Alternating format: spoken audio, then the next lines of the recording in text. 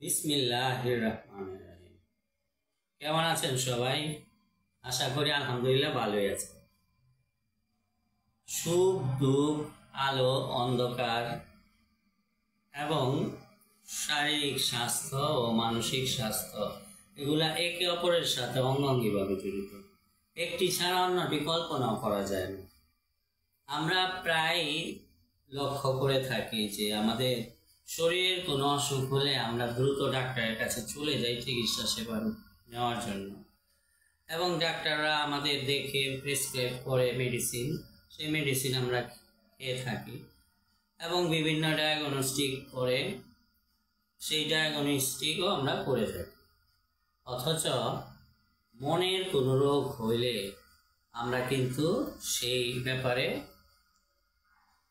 একেবারেই সচেতন থাকতে পারি না। তার কারণ মনের রোগ এখনো আমাদের অবহেলার একটা জায়গা বা স্টিগমা রয়ে গেছে এ ব্যাপারে।